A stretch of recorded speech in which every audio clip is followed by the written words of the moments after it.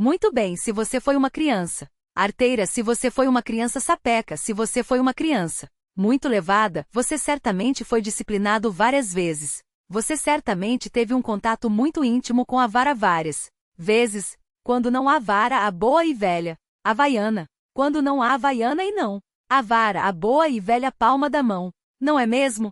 Todas as crianças. Nós podemos dividir o mundo em dois tipos de crianças. As crianças que apanharam muito e as crianças que apanharam pouco. Mas todas elas certamente tiveram algum mínimo contato com a disciplina. E eu me lembro certa vez que uma disciplina que o meu pai impôs a mim ficou marcada na minha vida. Eu era pequeno, e eu estava jogando videogame com o meu pai. Momento família feliz. Eu estava jogando videogame com o meu pai, nos divertindo, tudo bem, tudo correndo tranquilamente. E nessa ocasião o meu pai estava com a perna engessada, ele havia quebrado a perna, então ele estava com o gesso que tomava a perna inteira. Ele estava deitado no sofá, e eu estava lá jogando videogame com ele, e nós estávamos nos divertindo. Até que por alguma razão ele falou: olha, você deveria ter feito isso e não aquilo. E eu virei para ele e falei: então faz o você, e joguei o controle nele assim.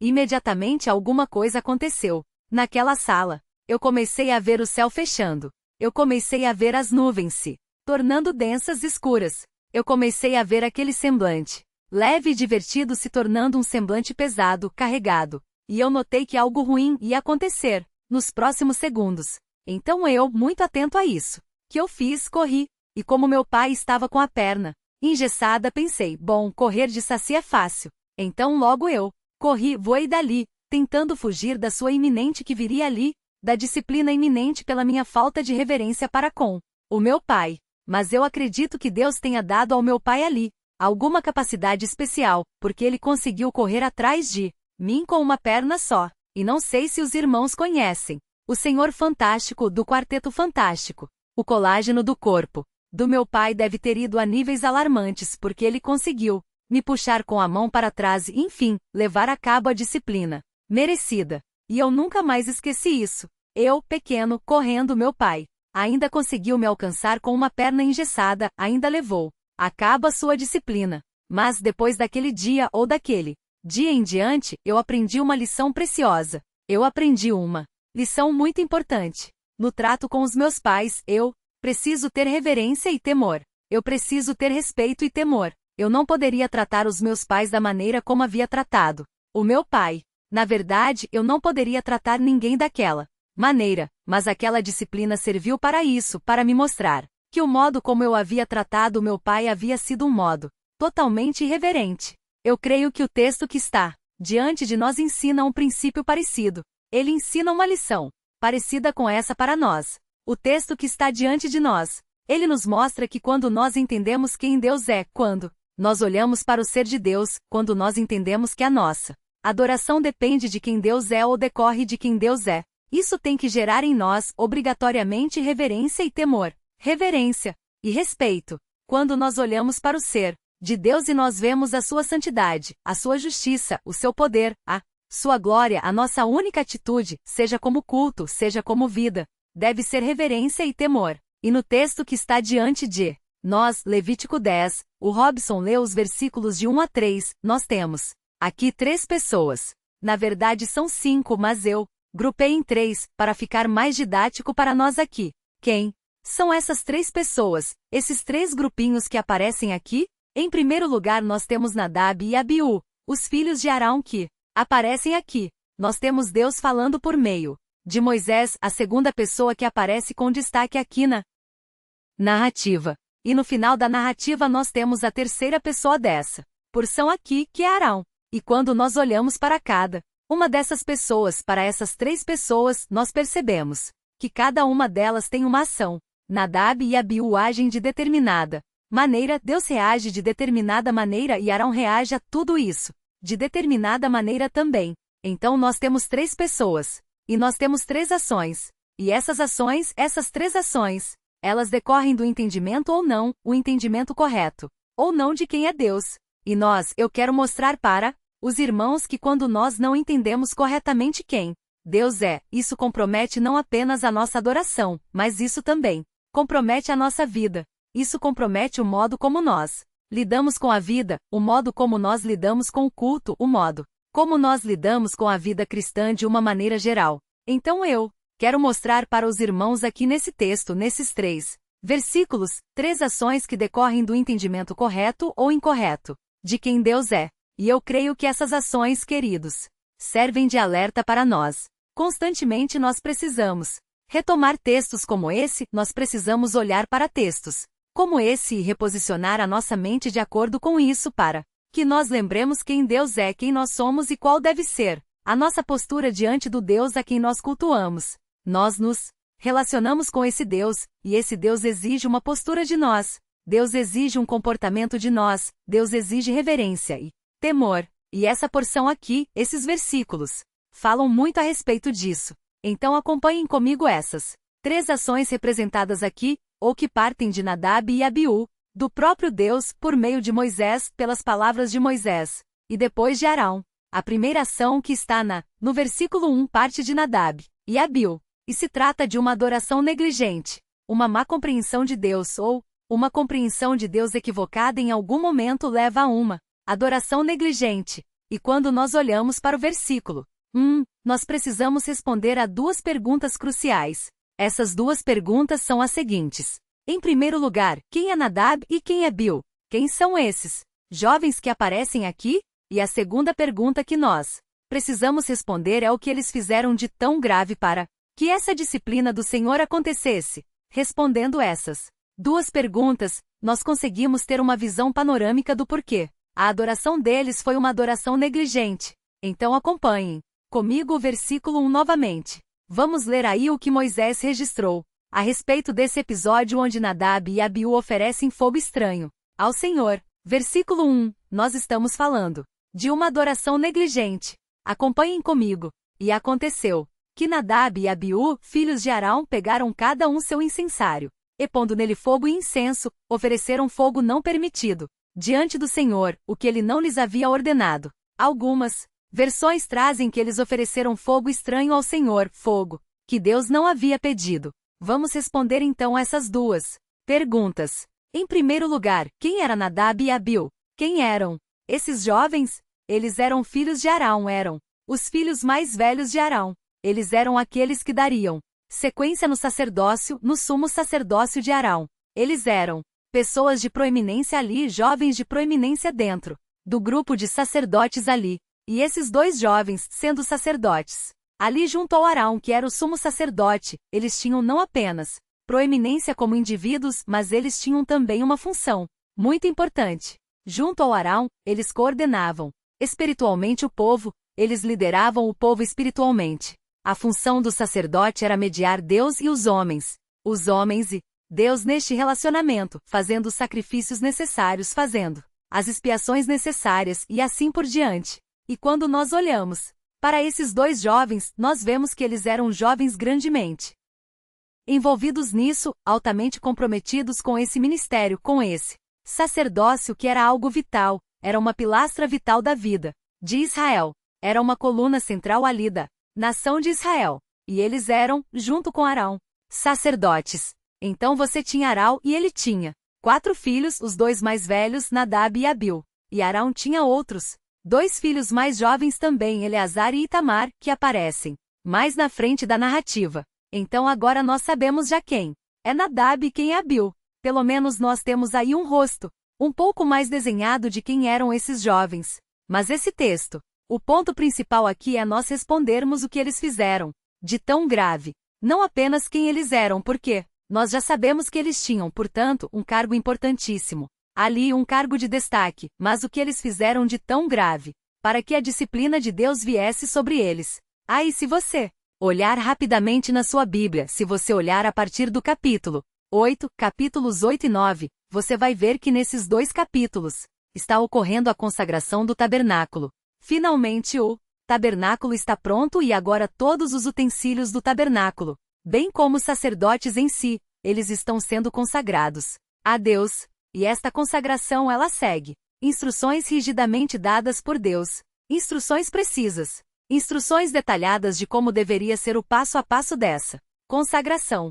E Moisés está extremamente preocupado em seguir isso passo a passo, detalhe por detalhe. Na sua casa, você pode ler os capítulos 8 e 9, e você vai reparar como não apenas Moisés, mas o povo estava preocupado com isso, fazendo os sacrifícios devidos no momento devido na maneira devida que Deus queria. E parece que aquele momento, de alguma maneira, animou a todos. Não apenas Nadab, Abiú, Arão, Moisés, mas parece que inflamou o povo de alguma maneira. Especialmente pelo finalzinho do capítulo 9, que nós vamos ver logo mais. Mas de alguma maneira parece que aquele momento animou tanto aqueles jovens, mas deixou-os tão afoitos, deixou-os tão. Eles vibravam tanto com aquilo, que eles então tomam uma atitude precipitada. Ou melhor, eles tomam uma atitude negligente.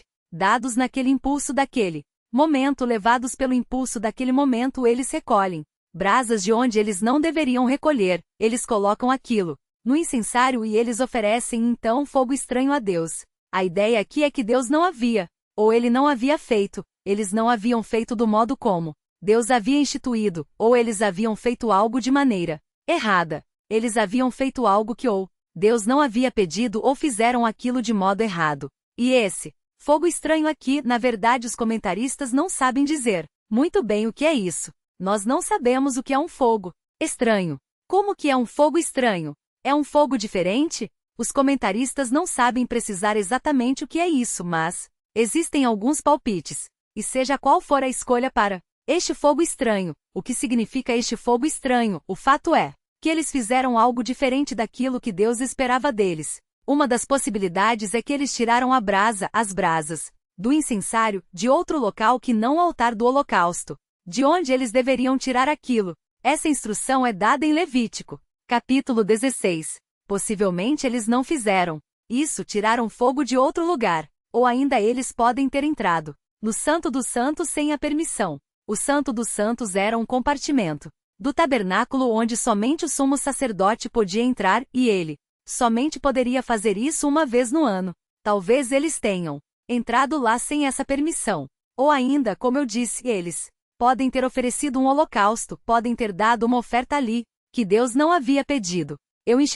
Deus instituiu que vocês devem fazer isso e aquilo e vocês fizeram algo que eu não havia pedido. Ou talvez, o que parece provável pelo contexto aqui do capítulo 10, eles estavam um pouco bêbados, porque vejam o versículo 8. Vejam o que o Senhor falaram, no contexto dessa admoestação.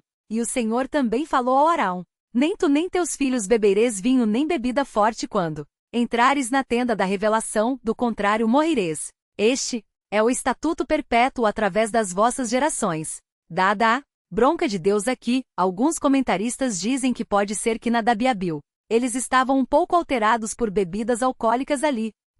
Dado aquele momento festivo, dado essa leve alteração, eles então cometeram um ato de blasfemo contra Deus. Eles fizeram algo que Deus não havia pedido, que Deus não havia instituído, ou do modo que Deus não havia instituído. Seja como for, nós olhamos para Nadab e Abiú e nós vemos, na sequência do versículo, a consequência disso, como aquele momento aqueles segundos ali custaram literalmente a vida deles. Mas, como eu disse, eles eram jovens envolvidos no ministério deles, eles eram jovens preocupados com o sacerdócio ali, eles eram jovens engajados naquilo, e eles eram jovens privilegiados. Veja Êxodo capítulo 24. Veja como esses jovens ocupavam um certo cargo de privilégio ali, diante de todos ali do povo. Não apenas pelo cargo que eles ocupavam, mas pelo que eles vivenciaram. Êxodo 24 mostra para nós que o privilégio deles foi ver um pouco da glória do próprio Deus. Veja o Êxodo 24, versículo 9.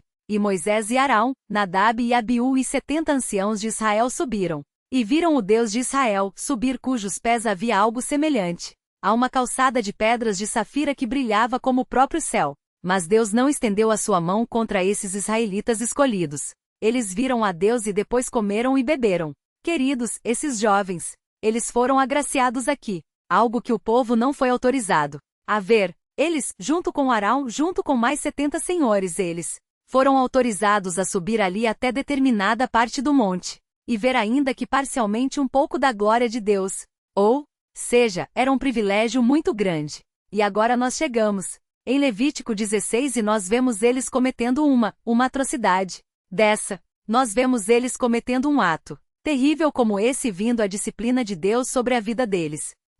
O que isso ensina para nós, queridos? Que nossas experiências passadas não nos protegem de quedas futuras. Na Vabu eles tiveram uma ótima experiência com Deus, uma grande experiência com Deus. Eles viram algo que grande parte de Israel nunca imaginou ver. Eles viram aquilo, eles experimentaram aquilo, junto com o Arão. Eles partilhavam de um cargo ali fundamental para a vida da nação. Mas isso não foi suficiente, ou melhor, isso nunca é suficiente para que futuras quedas não venham mais a acontecer. E muitas vezes nós nos apegamos a eventos passados da nossa espiritualidade, nós nos apegamos a algo que aconteceu lá atrás, nós nos apegamos à espiritualidade passada, a grandes momentos em que Deus esteve conosco e nós esquecemos que a palavra de ordem, enquanto nós estamos aqui, é vigilância.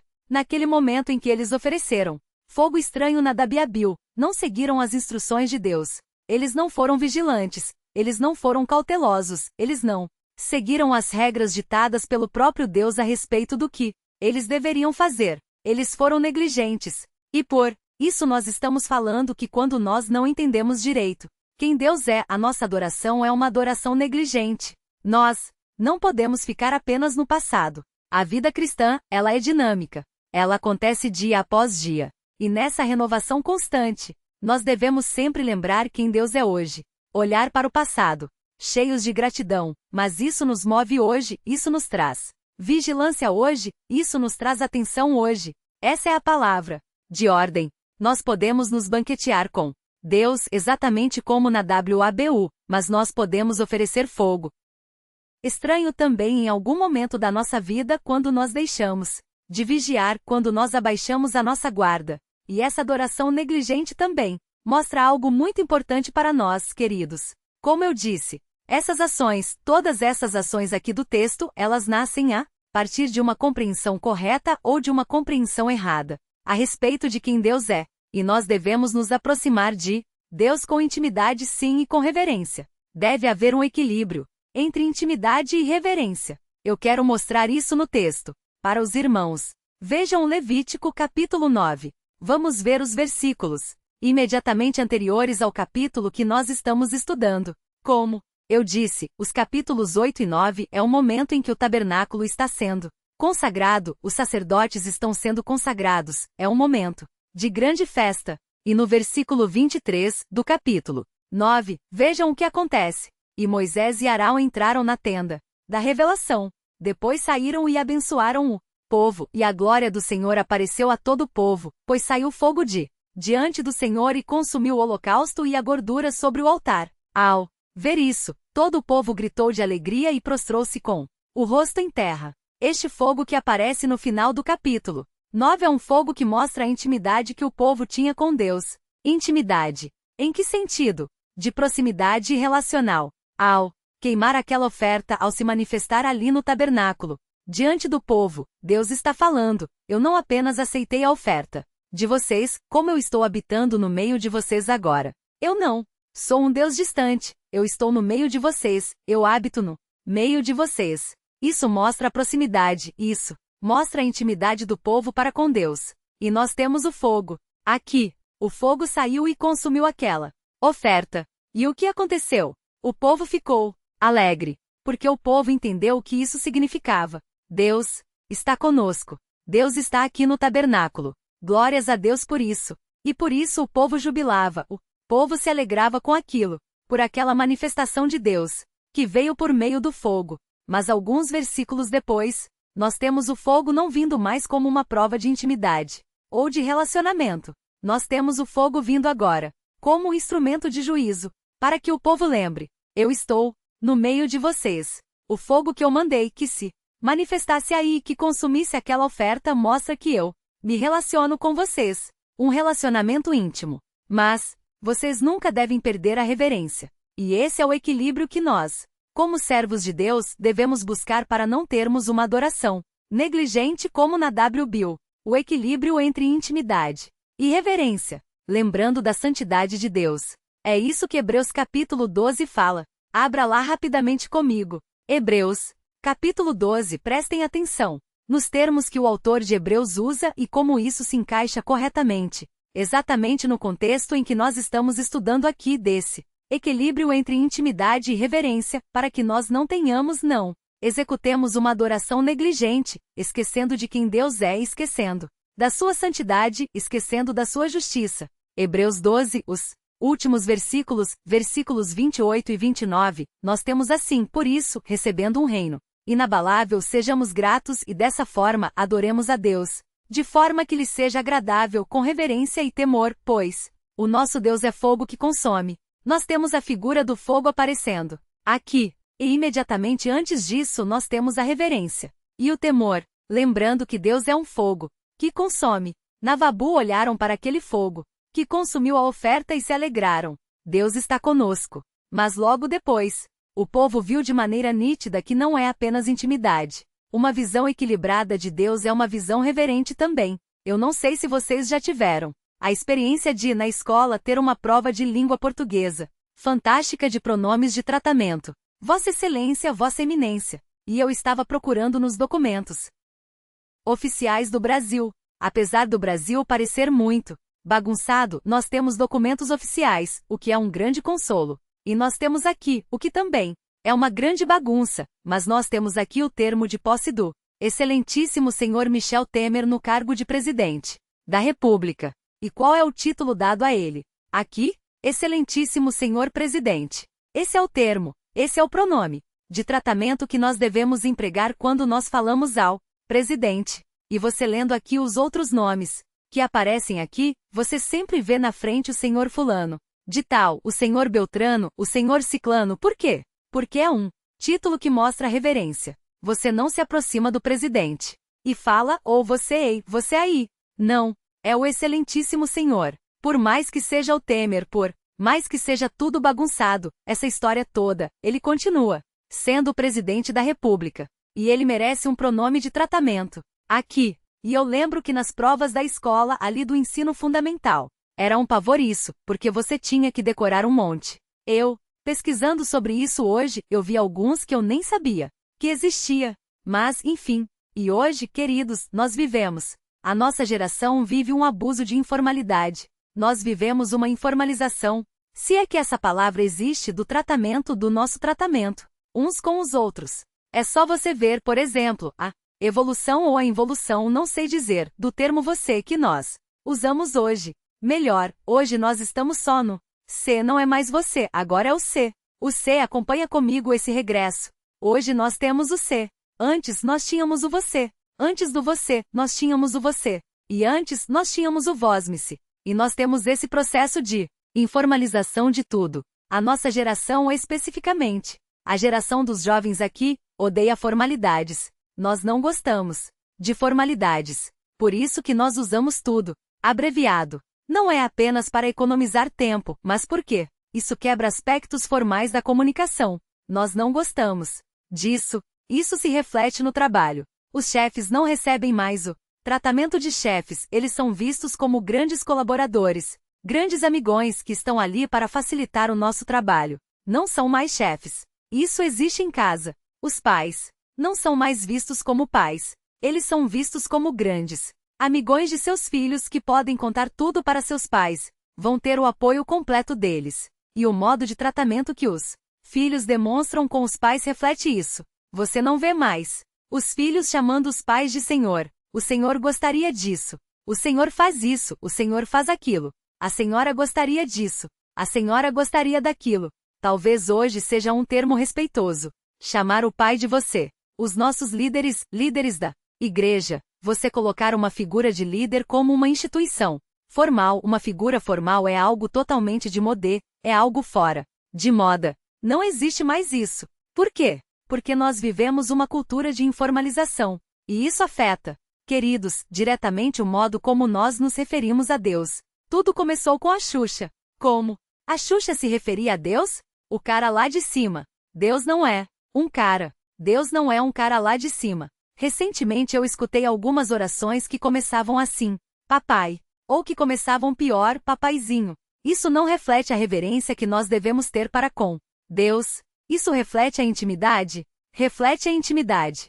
Só que É uma intimidade que não é equilibrada pela reverência. Deus é o nosso Pai, sim, Ele é o nosso Pai. Mas Ele não é o meu papaizinho. Ele é meu Pai. Ou ainda algo mais sutil quando nós estamos orando e nós, ao invés de nos referirmos a Deus como Senhor, nós falamos você. Isso não é pecado, ninguém vem para o inferno por falar você ao invés de Senhor. Mas a ideia é que nós estamos, aos poucos, perdendo uma visão equilibrada sobre intimidade e reverência. E a história de Nadab e Abiú mostra para nós que Deus não se agrada disso.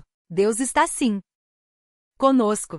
Deus se manifestou ali com Israel, naquele momento no tabernáculo, mas ele se fez claro: vocês devem me tratar com reverência. Nós devemos nutrir essa visão equilibrada, queridos, a respeito de quem Deus é. Então, nós concluímos a primeira ação que decorre aqui de um entendimento ou de um não entendimento de quem Deus de fato é a ação de Nadab e Abiú, uma adoração negligente. Vamos agora então para a segunda atitude. E a segunda ação é a ação do próprio Deus, ou melhor, uma reação de Deus diante daquela atitude negligente de Nadab e Abiú. E essa segunda ação é uma disciplina justa. Vejam o que diz o versículo 2.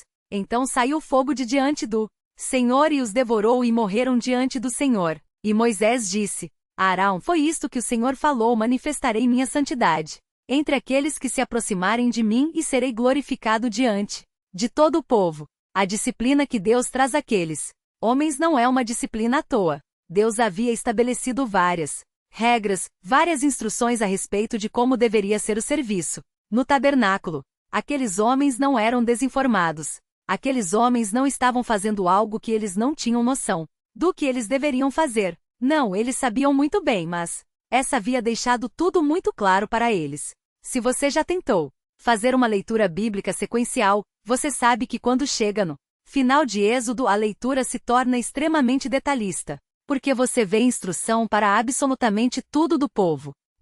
Instruções para a vida religiosa, instruções para o cuidado do tabernáculo. Não é diferente. Nadab e Abiú sabiam disso, mas eles ainda assim foram negligentes, e por isso Deus envia uma disciplina justa àqueles dois jovens. E as palavras de Moisés aqui, que são palavras do próprio Deus, dizem que Deus levou a cabo aquela disciplina por conta da sua santidade. O versículo 3 deixa isso claro. Foi isso que o Senhor falou: manifestarei minha santidade entre aqueles que se aproximarem de mim. Diferente dos povos pagãos, Deus está mostrando que santidade não é uma coisa meramente de objetos. Não significava meramente consagrar o tabernáculo. Não. Significava meramente tornar alguns objetos, ungir alguns objetos. Não. Santidade era um modo de vida.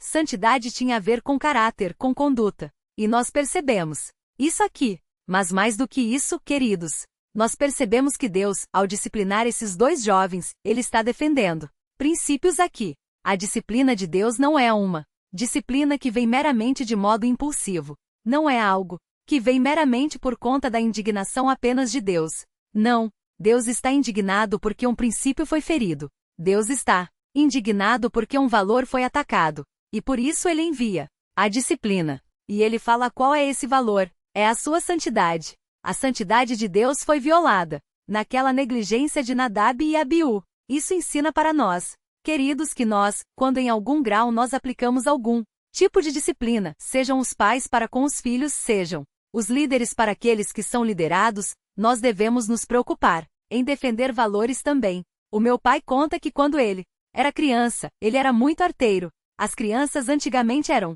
arteiras. As crianças de hoje só ficam sabendo de spinner, não brincam mais, não fazem mais arte. Mas as crianças antigamente eram arteiras. E eram frequentes, eram recorrentes. Os encontros do meu pai com a vara, com o chinelo, como eu disse aqui no começo da pregação, isso era muito recorrente. Chegou o momento em que meu pai conta que meu avô chegava em casa e mal dava oi para o meu pai, ele já pegava o chinelo e meu pai falava: mas o que está acontecendo? E meu avô falava: eu não sei, porque eu estou batendo, mas você sabe por que você está apanhando. Isso era muito comum às vezes. Em alguns momentos ali, era algo tão frequente que meu pai era disciplinado por algo que ele nem sabia porque ele estava sendo disciplinado. Isso está errado, querido. Isso não é uma disciplina correta, porque uma disciplina precisa defender um valor, ela precisa mostrar qual valor foi ofendido.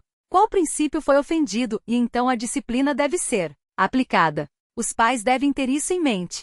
A disciplina vem quando um valor é atacado e Deus deixa isso. Claro, é que ele fala que a minha santidade foi ofendida quando Nadab e Abiú foram negligentes. Mas nós vemos aqui também uma outra aplicação. Essa disciplina veio sobre 2 jovens que eram líderes. O final do versículo 3 diz o seguinte: manifestarei minha santidade entre aqueles que se aproximarem de mim e serei glorificado diante de todo o povo. Aqueles 2 jovens, junto com Arão, juntamente com Moisés também, no seu ofício de líder ali da nação, eles tinham a função de liderar toda a nação a uma vida de santidade. E ao adorarem de maneira negligente, eles abandonaram, eles foram negligentes com a sua própria função. Eles não cumpriram aquilo que eles deveriam fazer, que é conduzir o povo em santidade. E nós, como líderes em vários graus, sejam os pastores, sejam os pais, sejam aqueles que têm subordinados, todos nós, como líderes, temos, em algum grau, a função de conduzir os nossos liderados em santidade. Também, nós devemos refletir, notem, essa é a palavra, refletir a santidade de Deus, porque é isso que Deus fala que Nadab e Abiú não fizeram. Eles não refletiram a santidade de Deus ao fazerem aquilo de maneira negligente, ao adorarem de maneira negligente. E nós, como líderes, precisamos constantemente lembrar a minha vida como líder, o meu ofício. Como líder, ele deve refletir a santidade de Deus em todas as instâncias da minha vida. Aí você diga, ufa, pesado esse texto, não? Mas ainda bem que isso é lá no Antigo Testamento, não é? No Novo Testamento, a coisa é bem diferente, não é? Porque o Deus do Antigo Testamento é um Deus bravo, não é? O Deus do Antigo Testamento é um Deus, como diz o pastor Marcos, com a sobrancelha assim. Mas o Deus do Novo Testamento é um Deus com a sobrancelha assim, não é? É um Deus de amor, é um Deus de bondade, é um Deus de graça. Será mesmo que essa visão é uma visão correta a respeito de Deus? E lembre-se que nós estamos falando que nós não reconhecermos Deus como Ele verdadeiramente é, nos levará a uma adoração negligente como Nadab e Abiú. E se os irmãos me permitem, eu gostaria de corrigir um pouco essa visão errada que nós temos. O Deus do Antigo Testamento é o mesmo Deus do Novo Testamento. Ainda que, é claro, os episódios fatídicos do Antigo Testamento sejam em muito maior número. Nós temos episódios de disciplinas severas no Novo Testamento também. Você pode lembrar do episódio de Ananias e Safira? Onde a disciplina de Deus veio de maneira sumária ali contra aquele casal. Mas nós estamos no livro de Atos, e alguém pode falar, mas o livro de Atos não é normativo, então o livro de Atos não serve de pradão para a igreja. Pode ser que hoje Deus não haja mais dessa forma. Ok. Mas o que você diz, por exemplo, de 1 Coríntios, onde no processo de disciplina eclesiástica Paulo fala, entreguem este homem a Satanás para que o corpo dele seja destruído. Esta é uma linguagem para a morte. Uma vida negligente para com Deus, uma adoração negligente para com Deus, uma vida espiritual negligente pode sim levar à morte em termos físicos. E 1 Coríntios mostra isso para nós. 1 Coríntios 11, nós vemos o cenário da ceia do Senhor. Aqueles irmãos estavam tomando ceia sem considerar o corpo de Cristo e Paulo fala, não é à toa que alguns entre vocês estão doentes e outros já morreram. Morreram por quê? Por uma negligência. E isso mostra que Deus ainda disciplina em termos físicos a igreja. Ou você pode ainda olhar para Tiago capítulo 5, que fala daquele que está doente, chama os presbíteros e no contexto logo na sequência fala para que os pecados sejam confessados. Mas o que tem a ver pecado com doença? Alguns dizem que ali pode ser que aquela doença tenha vindo em decorrência de algum pecado daquela pessoa. Ou seja, o Deus do Antigo Testamento continua sendo o Deus do Novo Testamento. Não existe diferença. Nesse sentido aqui, Deus continua zelando pela sua santidade. Deus continua zelando pela sua justiça. Deus continua zelando por quem Ele é e como nós nos relacionamos com Ele. Por isso, queridos, isso serve de alerta para nós. Uma adoração negligente pode nos custar muito mais do que um peso na consciência. Uma vida espiritual negligente pode, sim, nos custar muito mais do que uma reunião disciplinar na igreja. Muito mais do que isso. Ok, talvez eu tenha assustado um pouco você agora. E essa era a minha ideia mesmo. Se eu conseguir, ótimo, missão cumprida. Mas você deve Viver com medo então? Nós devemos viver com medo porque, se eu peco todos os dias, o juízo de Deus virá iminentemente. E pode ser que eu morra ao sair daqui da igreja? Não, não é assim que funciona. Abram comigo no Salmo 32. Permitam-me fazer esse pequeno parênteses aqui. Salmo 32. Nós não precisamos viver apavorados por conta dessa realidade. Nós precisamos olhar para isso e ter uma visão equilibrada a respeito de quem Deus é e, portanto, colocar o devido peso ao problema do pecado e à pecaminosidade de uma adoração negligente. Mas o Salmo 32 mostra para nós que Deus é misericordioso para conosco. Alguém uma vez disse assim: a questão de quando nós pecamos não é se Deus trará castigo a nós, os crentes. Aqui eu me refiro a castigos presentes, não a castigos, a condenação eterna. Castigos presentes. Alguém já disse que não é a questão se ele trará castigo, mas quando ele trará o castigo. Eu discordo dessa visão. Por quê? O texto bíblico parece discordar dessa visão. E o Salmo 32 mostra isso para nós. Veja o versículo 1, como salmista diz para nós a alegria daquele que é perdoado e os efeitos daquele que não confessa, os efeitos daquele pecado não confessado. Salmo 32. Bem-aventurado aquele cuja transgressão é perdoada e cujo pecado é coberto. Bem-aventurado o homem é quem o Senhor não atribui culpa e quem não há engano. Enquanto me calei, meus ossos se consumiam de tanto gemer o dia todo. Vejam, o pecado não confessado traz males físicos. Pessoas adoecem porque guardam pecados e não confessam diante de Deus. Versículo 4. Porque tua mão pesava sobre mim de dia e de noite. A disciplina de Deus aqui. Nós vemos isso claramente. O pecado não confessado em algum grau traz a disciplina de Deus. Meu vigor se esgotou como no calor da seca. Mas agora nós temos então a solução para isso. Versículo 5. Confessei-te meu pecado e não encobri minha culpa. Eu disse: confessarei as minhas transgressões ao Senhor e tu perdoaste a culpa do meu pecado. A única solução, queridos, que nós temos para lidar com essa verdade de que Deus é um Deus zeloso e Deus pode nos disciplinar é a certeza de que Deus é misericordioso. Também, veja o versículo 10. O ímpio tem muitas aflições, mas a misericórdia acompanha quem confia no Senhor. Misericórdia. Todos os pecados têm consequências, mas pela misericórdia de Deus muitas vezes Ele barra essas consequências antes que elas cheguem até nós. Muitas vezes, Deus barra não todas as consequências, mas Ele abranda de tal maneira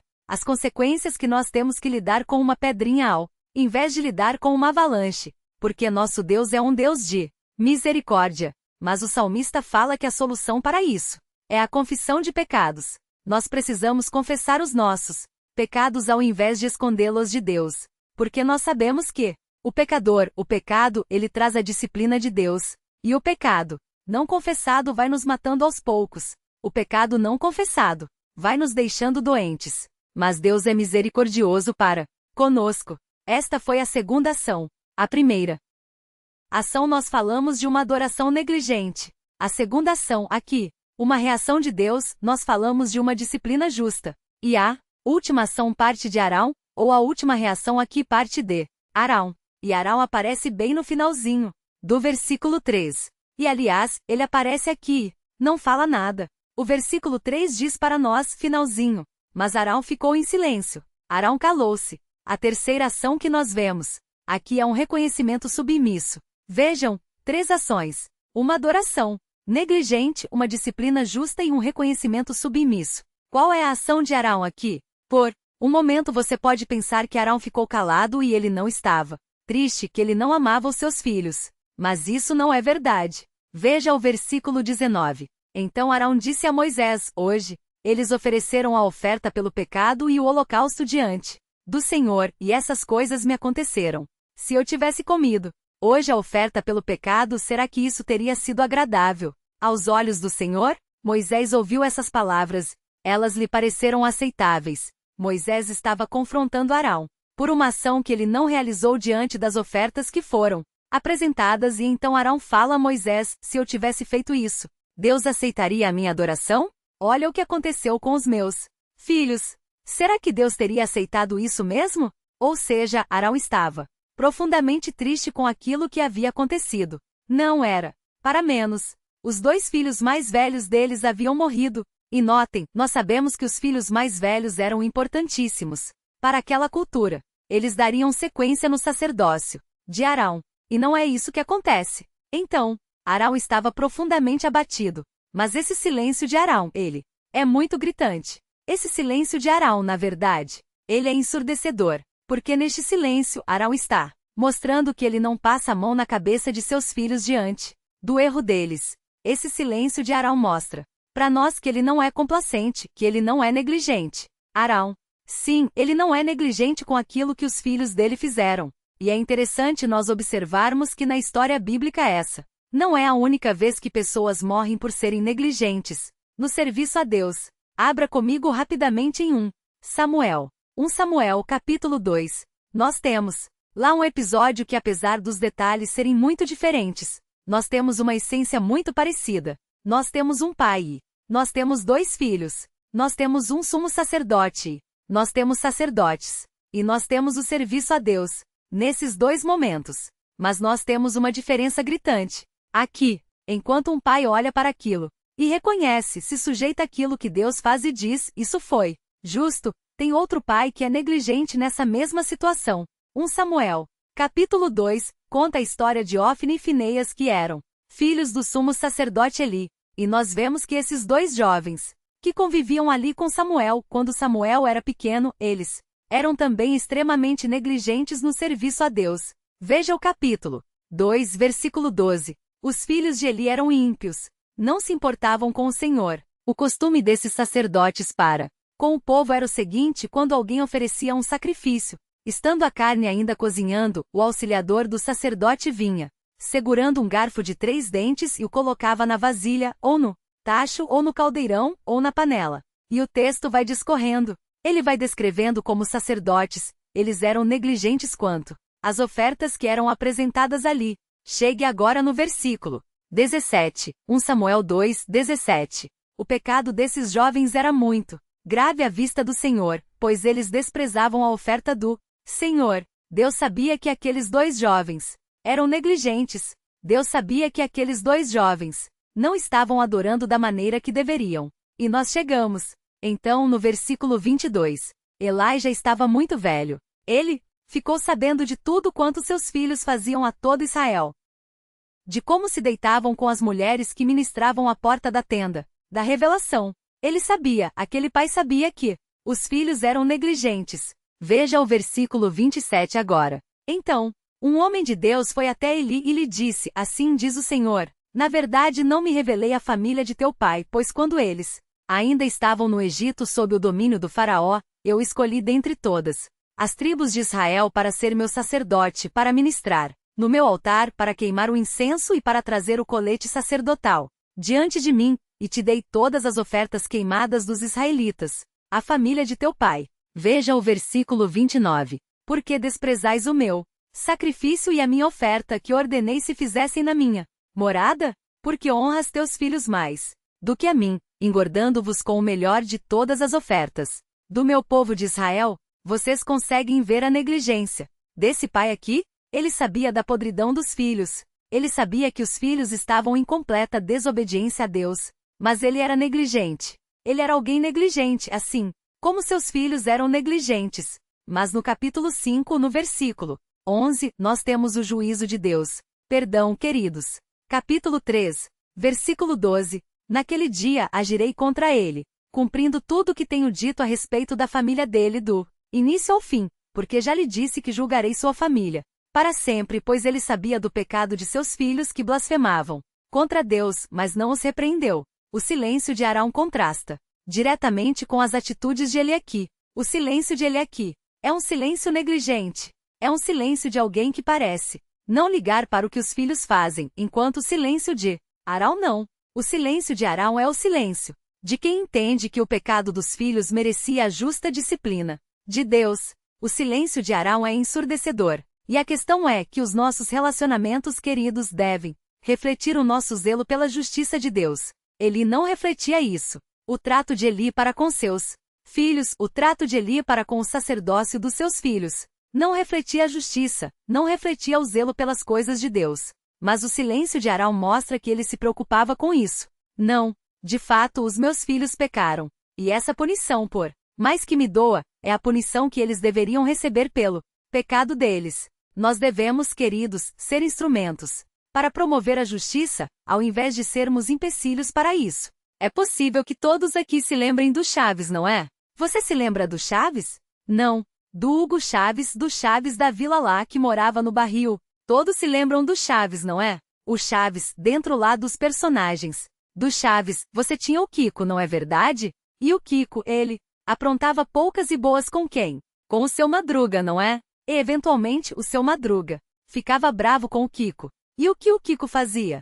Chamava a mamãe. Ele chamava a mamãe. E a mamãe chegava naquela situação, no meio da situação, e o Kiko fazia aquele drama todo. E o que a dona Florinda fazia? Dá-lhe beliscão no seu Madruga. Queridos, muitas vezes nós somos como a dona Florinda. Nós passamos a mão na cabeça de nossos filhos, nós passamos a mão na cabeça de nossos amigos, nós passamos a mão na cabeça daqueles que erram, quando, na verdade, eles deveriam ser disciplinados. O que ele fez com seus filhos foi simplesmente assumir uma postura de dona Florinda.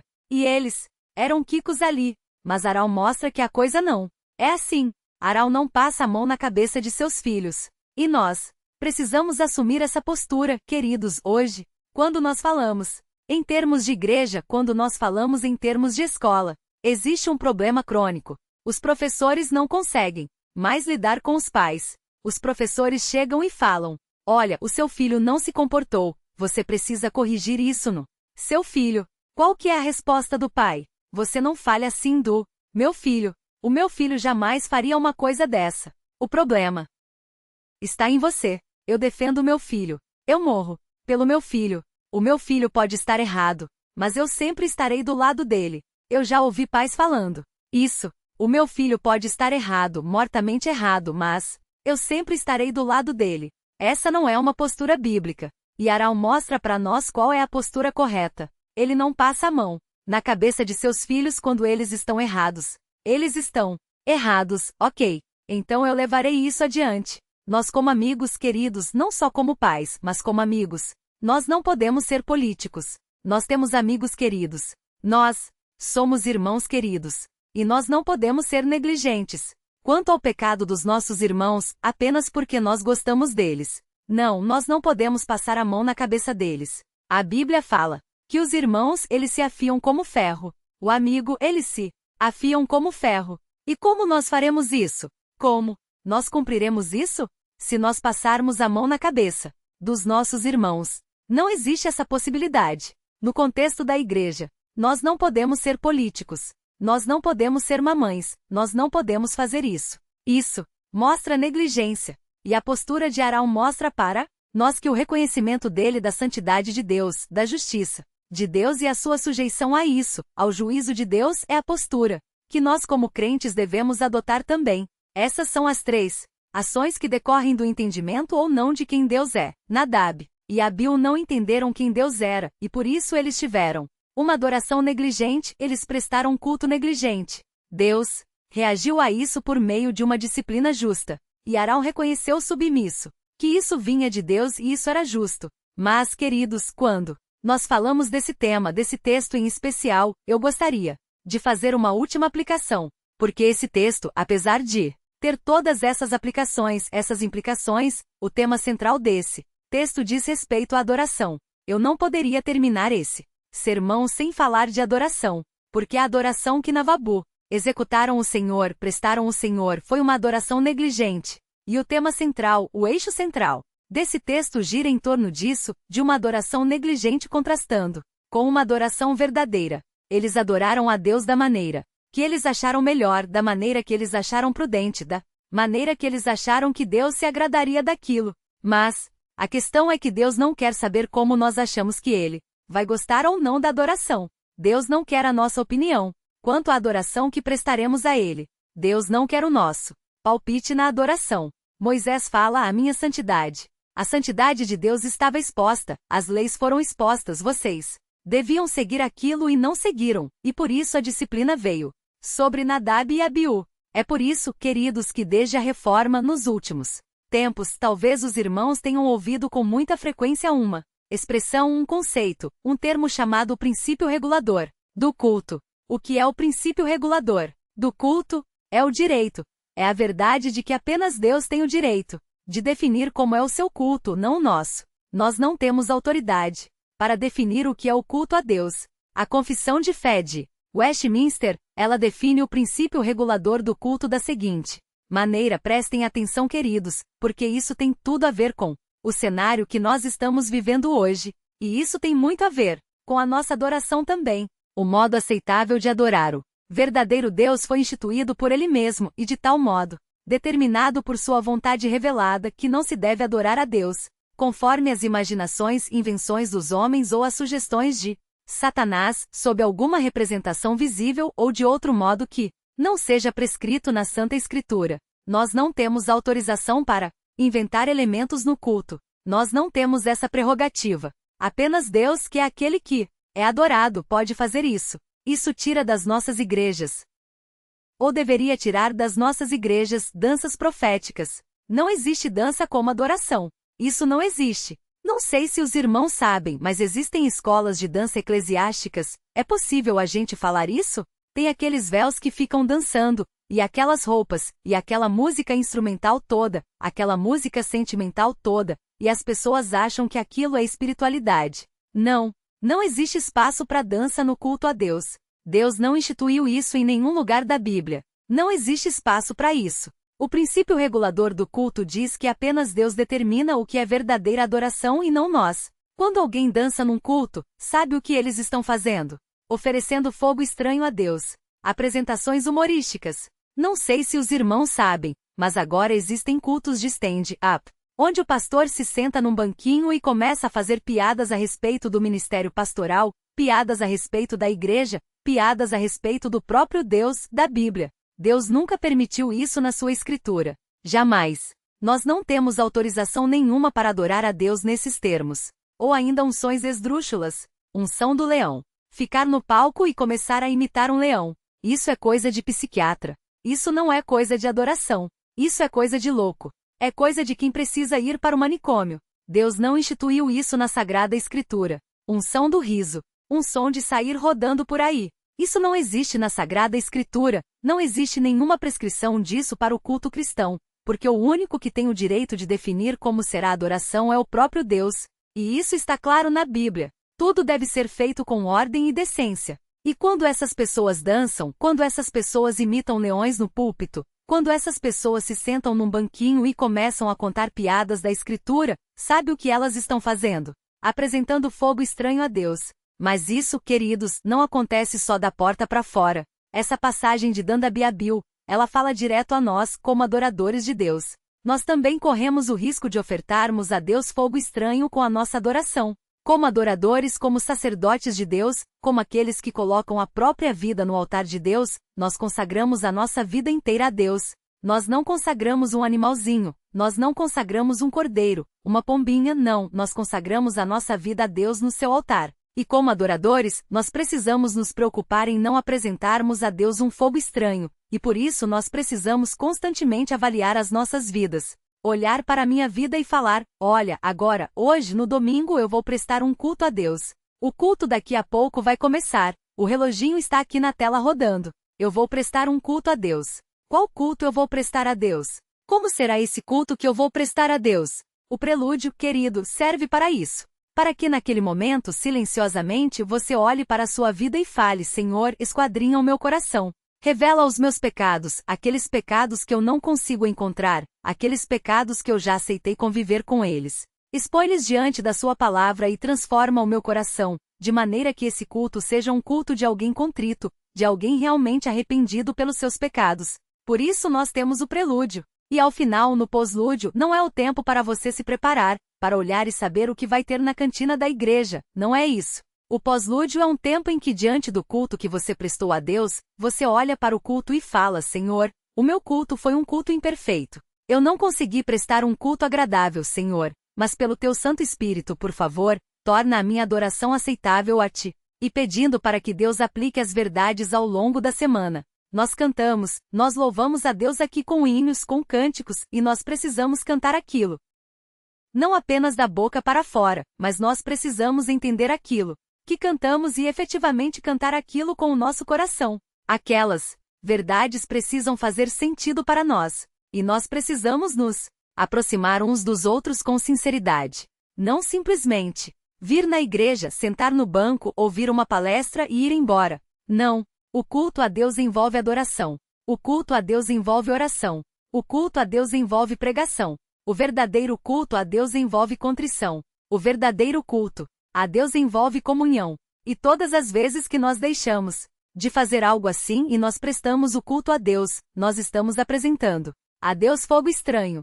Porque o que Deus quer de nós é uma adoração em espírito e em verdade, e uma adoração que envolva todo o nosso ser, não apenas algumas áreas da nossa vida. Por isso, queridos, o desafio que essa passagem deixa para nós é o questionamento se a nossa adoração tem sido uma adoração que realmente reconhece quem Deus é, a sua santidade, ou se, domingo após domingo, nós temos ofertado fogo estranho ao Senhor. E que Deus nos ajude, porque somente Ele pode fazer com que a nossa adoração seja verdadeira. Vamos orar. Senhor, obrigado pelo testemunho bíblico, obrigado por essas histórias, Pai, esses fatos que ocorreram lá atrás, mas que por meio de Moisés o Senhor registrou e preservou na sua palavra. Obrigado porque olhando, Pai, para esse registro, nós podemos avaliar a nossa própria vida, nós podemos avaliar o nosso culto, nós podemos avaliar o meio evangélico ao nosso redor, e nós podemos, Pai, saber que o Senhor não está apático, o Senhor não está distante disso tudo. Mas o Senhor, como Deus soberano, como Deus santo, como Deus justo, o Senhor exige, Pai, uma adoração condizente com quem o Senhor é, e nós pedimos que o Senhor transforme os nossos corações para que domingo após domingo nós possamos cada vez mais apresentar uma adoração agradável ao Senhor, um culto agradável a Ti, seja como igreja, Igreja Batista, Redenção, seja como crente individual. Nós pedimos que o Senhor trabalhe com o seu Espírito em nosso coração e assim nos transforme, Pai. E o Senhor tire de nós qualquer fogo estranho, qualquer fogo estranho que nós venhamos a apresentar no seu altar, que ele seja excluído da nossa vida, Pai. Que isso se manifeste na nossa liderança, que isso se manifeste nos nossos relacionamentos, que isso se manifeste no modo como nós lidamos com os nossos irmãos. E que isso se reflita especialmente no modo como nós olhamos e como nós adoramos o Senhor. Ajuda-nos, por favor, Pai. É isso que nós pedimos, agradecidos em nome do Senhor Jesus. Amém.